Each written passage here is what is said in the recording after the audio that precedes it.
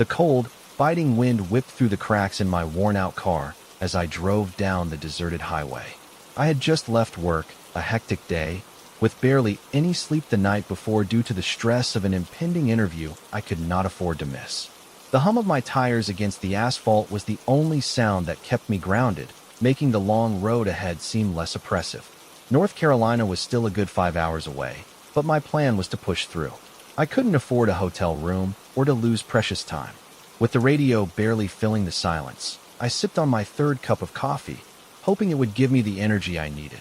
But no amount of caffeine could fight off the wave of exhaustion that was hitting me hard. As the night dragged on, I could feel my eyes growing heavier, the dark voids of the highway swallowing any hint of light that remained from the fading sunset. I glanced over at my phone. No messages, just the glowing map that showed me how far I still had to go. Another hour. The quiet was suffocating. I was alone. Well, not entirely. I saw him, standing on the side of the road. A man, tall and stiff, dressed in a black suit that seemed entirely out of place on the rural highway at nearly 1:30 in the morning. His back was straight, and his face was turned toward my car, like he was waiting for something. His posture was unnervingly still, like a statue that somehow came to life in the dark. As I passed, my eyes involuntarily darted toward him, trying to make sense of the bizarre sight. The man didn't blink, didn't move a muscle. And then, as if on cue, he turned his head slowly, following my car with those blank, lifeless eyes. What the hell? I muttered under my breath, gripping the wheel tighter. My heart skipped a beat. There was something about it, something unnatural. I almost convinced myself it was some sort of trick of the light, or perhaps a hitchhiker with an odd sense of timing. But I couldn't shake the feeling that I was being watched. The hairs on the back of my neck stood up. I kept driving, trying to dismiss the unease crawling up my spine. Another hour, I told myself. Just keep going. But the strange encounter lingered in my mind. What was that man doing out here? Was he lost? Did he need help? No, I reminded myself. I was alone, and this was a highway where anyone could be anyone. It was better to mind my own business. But just as I was starting to relax, I saw another figure ahead. A man in a suit again. My grip on the wheel tightened. My mind raced. No way, not another one. This time, there was no turning to follow my car. He was standing just off the road, looking directly at me as I passed. What were the odds? I slammed on the brakes, heart thudding against my chest. I slowed to a near stop, thinking about what I could possibly do. My head was spinning. Was this some sort of sick joke, a game someone was playing with me? Or was I losing my mind? I glanced nervously at the rearview mirror. Nothing. The man was gone. Just like that. He disappeared. My foot hovered over the gas pedal as I turned my head quickly, trying to spot him in the distance. Nothing. I drove forward, not daring to look back. The seconds stretched, and I could barely keep my eyes open, despite the cold rush of air from the cracked window. The man in the suit. The second man. My thoughts were scattered. I couldn't shake the feeling that something was deeply wrong. I pulled into the first rest stop I could find. There weren't many options at this hour. I needed coffee badly. My hands were shaking as I gripped the cup, my thoughts a jumbled mess. As I took a sip, I stared out into the parking lot, wondering if my mind had started to unravel. Maybe it was just exhaustion, but there was something about it, something off about those men. And then, I saw him again. It was the same man from the side of the road earlier, the one who had disappeared into the dark. Standing under a flickering light post, he seemed to be waiting. But this time, I was closer. I could see his face. Middle-aged, dark hair, a neutral expression that almost seemed too perfect. His suit looked freshly pressed, even though I had seen him out on the highway. I turned my head quickly, my heart thumping in my chest. This had to be a hallucination, I thought. Exhaustion was playing tricks on me, but I couldn't bring myself to go. Something held me in place, rooted to the ground, as if my body were screaming at me to get back into the car and drive away. I drank the rest of my coffee in a few desperate gulps and got back into the car. My mind raced, trying to justify it. It was all just my tired brain, working overtime. I would finish the drive, and in the morning, I'd forget about all of this. I was wrong. As I neared the last stretch of my journey, I pulled off to the side of the road, desperate to get some rest. The night was too much for me. I needed sleep. I parked in an empty lot, the engine running. My eyes fluttered, but I couldn't close them. Every time I tried to drift into sleep, I saw the suit. the face, the haunting feeling of being watched. I closed my eyes, just for a moment. Then, the sound of a door creaking open shattered the silence. My eyes snapped open, and I looked at the back seat, my heart racing. There, in the reflection of the rearview mirror, was a figure. The man in the suit. He was sitting in my back seat, staring at me with those cold, emotionless eyes. I froze, unable to move, unable to speak. I opened the door and fell backward out of the car in one swift motion, scrambling away in terror, my heart pounding in my ears. I didn't look back as I scrambled across the parking lot, crying out. I reached the edge of the lot and stood there, catching my breath. The car was empty. No one was there. I looked inside, still panicked, but there was nothing, just my suitcase, my jacket. My mind was playing tricks on me, I realized. Exhaustion, too much stress, too many hours without sleep. I thought about just driving off and never looking back. But then, the strangest thing happened. I opened the door to the car, ready to leave it behind, but as I stepped in, I felt something shift. It wasn't the normal feeling of my tired body in the seat. No, it was different. As my hand touched the steering wheel, the seat seemed to adjust itself, as if someone had just sat down. And then, I saw it. A fresh set of footprints in the snow, leading up to my car. I had parked alone. There hadn't been anyone else around. It felt like a nightmare, something too real to ignore, but too bizarre to comprehend. As I tried to push the car into motion, my phone buzzed. An incoming message from an unknown number. Nice suit, don't you think? Story 2. The night had already settled into a thick fog when I began my drive through the backwoods of Clearfield County, Pennsylvania. It was the kind of drive I would never have chosen on a normal day, but tonight, I had little choice. I'd been working late at the office, and after a grueling day, I just wanted to get home. Traffic was sparse, too sparse, almost, on this deserted highway. I had already put miles behind me, and the only thing keeping me company was the steady hum of my car's engine and the dim glow of my headlights cutting through the fog. I was used to the quiet, to the loneliness of long drives like this. Living in a small town meant plenty of time spent on desolate roads, but tonight, something felt different. I couldn't shake the creeping sense of unease that kept building in the pit of my stomach. My car's dashboard suddenly lit up with a warning, a low fuel alert. I glanced at the gas gauge and sighed. Great. Another complication. The nearest gas station was about 5 miles away, or at least that's what my GPS said, so I decided to keep going. It wasn't the worst situation, but it wasn't ideal either. It was already well past midnight, and the cold, unrelenting fog only added to the eerie atmosphere. Every few minutes, the sound of my tires against the road became muffled, like the air itself was trying to stifle every noise. I passed the familiar landmarks of the stretch I drove every day, the old broken-down barn on the left, the rusted sign pointing toward a forgotten town. But tonight, there was something different about it all. Maybe it was the fog, maybe the isolation, but the roads felt almost too quiet, like they were waiting for something. My nerves began to itch.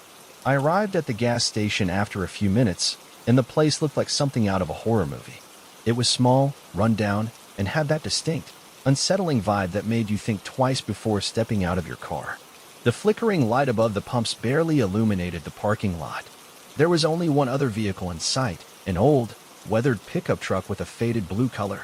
I parked at the pump, trying to ignore the unease in my gut. As I got out of my car, I noticed the man filling up his truck.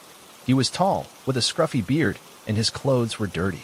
He looked like he hadn't shaved in days, and something about his stare as he watched me made my skin crawl.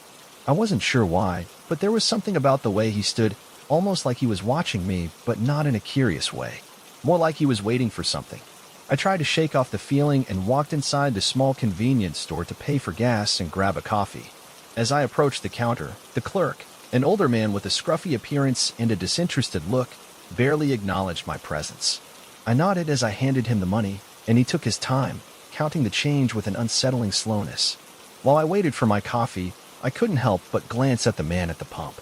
He was still there, standing, staring at me from the corner of my eye. I was just about to leave when he got back in his truck, the engine sputtering to life. As he drove off, I breathed a sigh of relief and went back to my car. I had no idea then how much my night was about to change.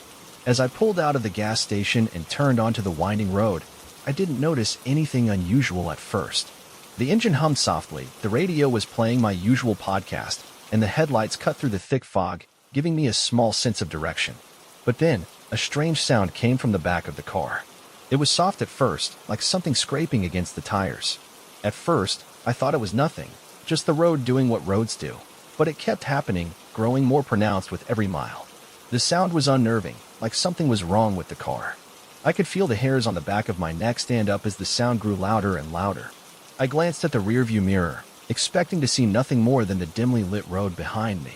But I was wrong. There, just beyond the haze of fog, was the same blue pickup truck from the gas station. The headlights were so faint that at first, I thought it was just another passing vehicle.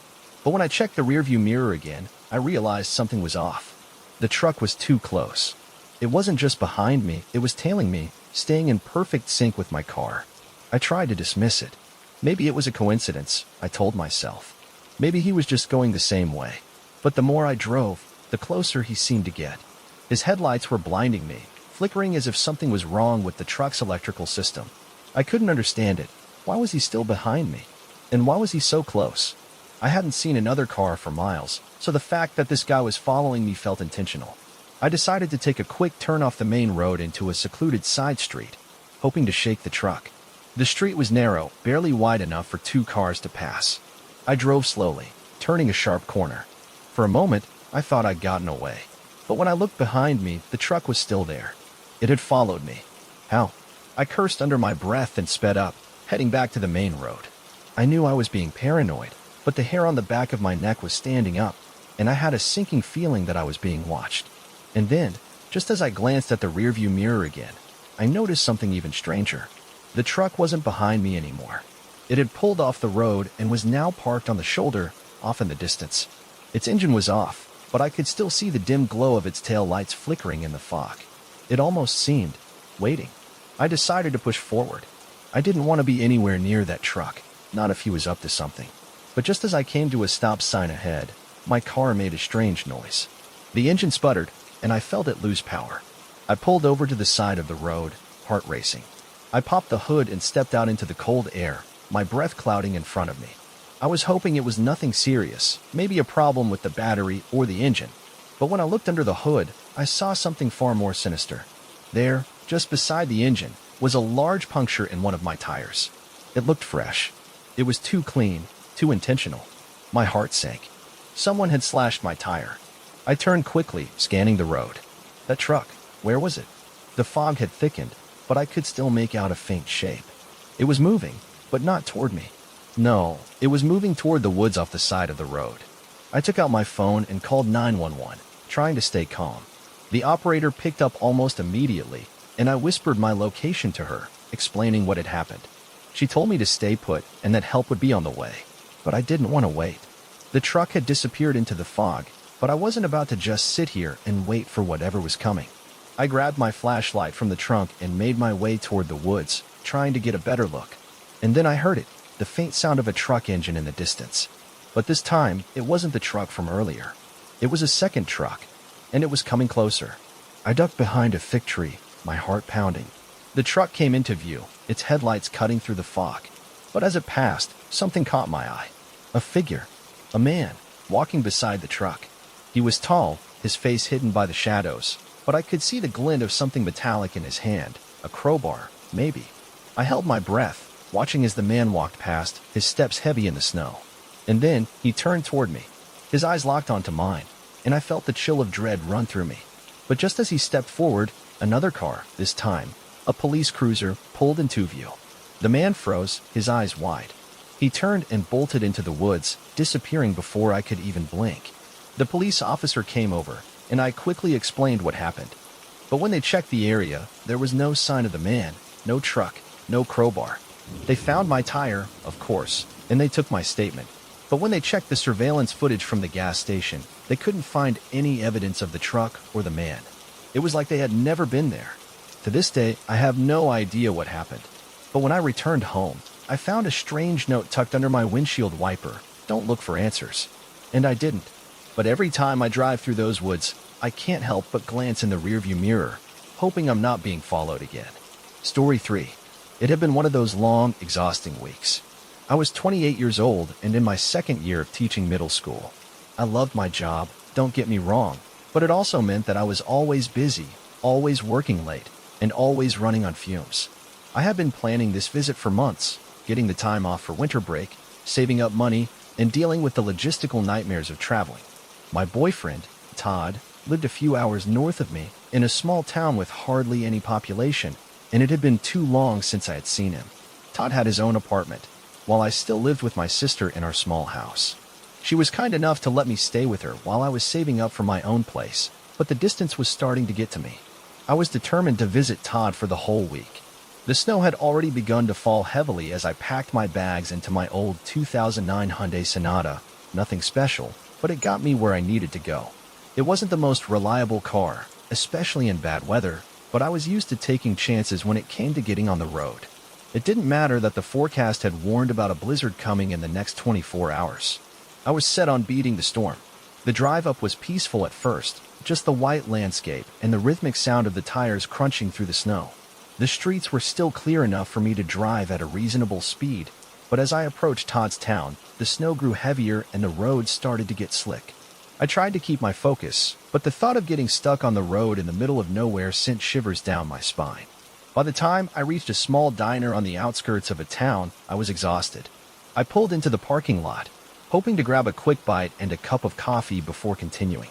The diner was the kind of place that was simple, old-fashioned, and filled with the kind of warmth that made you feel like you were in the home of a distant relative. I pushed open the door, shaking the snow off my boots. The warmth hit me like a wave, and I couldn't help but sigh in relief. The diner was nearly empty, save for a couple of locals sitting at the counter, sipping coffee and chatting quietly. The waitress behind the counter greeted me with a smile, and I took a seat by the window where I could see the snow piling up outside. As I sipped my coffee and munched on my sandwich, I struck up a conversation with the waitress about the storm and the road conditions. "That blizzard's coming in fast," she said, shaking her head. "You'd be better off staying here tonight, honey. There's no way you'll make it much further up. Roads are getting real bad." I glanced out the window. She wasn't wrong. The wind was picking up, and the snow was falling thicker now, covering the roads in an instant. But I was stubborn, and I had already made up my mind. I couldn't afford to waste time. "I'll be fine," I assured her, finishing the last bite of my sandwich. "I've got snow tires, and I'm used to driving in these conditions." The waitress gave me a skeptical look, but didn't argue. She was used to people who thought they could handle the weather, only to end up stuck somewhere, or worse. As I was getting ready to leave, I noticed a man sitting at the bar. He was older, maybe in his late 40s, with graying hair and a rugged look about him. He caught my eye and gave me a slow nod. "You heading up the road, sweetheart?" he asked, his voice rough. "Yeah," I replied, hesitant. "To my boyfriend's place. Just north." "Be careful out there," he said, taking a slow sip from his beer. "There's a motel just up the road a bit. Good place to rest your head if the snow gets worse. It's cheap, too. You could always stop there for the night." I raised an eyebrow. "Motel?" The man nodded. "Real quiet. Some folks come in, some don't. But if you want to make it up there in one piece, it's best to stop." I wasn't sure what made me hesitate, but something in his voice didn't sit right with me. He wasn't being overly friendly, more like he was giving me a warning. But I brushed it off as one of those small-town oddities. The people up north were always a little strange to me. I paid for my coffee and sandwich, thanked the waitress, and walked out the door, ready to face the snowstorm head-on. I got back into my car, but before I could start the engine, I saw the man from the diner in my rearview mirror, standing outside by his truck, staring at me. His eyes were fixed on me, intense and unsettling. I shook it off and started the car, pulling onto the road. As I drove, I thought about his words. Should I stop at that motel? It wasn't too far away, and the thought of spending the night in a warm bed instead of driving through a blizzard seemed tempting. I pushed forward for a while, but the snow was starting to pile up faster now. I could feel the car slipping as I maneuvered through the increasingly treacherous roads. The wind was relentless, pushing against my car with every gust. I checked my GPS. It said the motel was only a few miles away. With every mile I passed, the storm grew stronger, and I grew more desperate for shelter. Finally, I decided I had no choice. I pulled off the highway and drove toward the motel. It looked run down from the outside, with a faded sign that looked like it hadn't been replaced in decades. But I didn't care. I was too tired to keep going. I parked in front of the office and walked in. The man behind the counter was older, with an expression that was almost too still. He didn't smile or speak at first. He just handed me a key, his eyes barely leaving mine. I took the key and made my way to the room. It was tiny and old, with floral wallpaper peeling from the walls and a bed that looked like it hadn't been touched in ages. The room had a strange, musty smell, but it was warm. I locked the door behind me and tried to settle in, but my nerves kept me on edge. The thought of the diner man and the eerie way he watched me lingered in my mind. I decided to try to FaceTime Todd to let him know I had arrived safely. The connection was spotty, but I managed to send him a quick message before the screen froze. I set my phone down on the nightstand and took a deep breath. I needed to sleep, but then I heard something. It was coming from the bathroom. A faint scratching sound, like something or someone was trying to get out. I froze. My heart raced as I stared at the bathroom door. I was sure I hadn't left it open when I first came in, but now it was slightly ajar. I texted Todd, asking if he could hear me, but there was no response. The scratching continued, louder now, and I couldn't ignore it. I slowly got up, my heart pounding, and made my way to the bathroom. The door creaked as I pushed it open, and I felt my breath catch in my throat. There was no one inside. The scratching sound had stopped, but there, sitting on the bathroom floor, was a small note. I bent down to pick it up, my hands shaking. It read, "Don't trust anyone." Suddenly, my phone buzzed. It was a text from Todd. "Be careful. Something doesn't feel right with this motel. Get out of there." I looked up, my stomach dropping. I ran back to the main room, but when I tried to open the door, it wouldn't budge. The lock was jammed. I was trapped. I turned around, and there, standing in the corner of the room, was the man from the diner. His eyes were wide, unblinking. His face twisted into a sickening grin as he took a slow step toward me. Before I could scream, the door to my room finally burst open, and a figure in a police uniform rushed in. "Come with me." "Now," he ordered. I didn't need to be told twice. I grabbed my things and followed the officer into the hallway, but when I turned back to look at the room, the man was gone. I never learned what happened in that motel. I never went back to Todd's place that night. And to this day, I don't trust people who recommend cheap motels to strangers.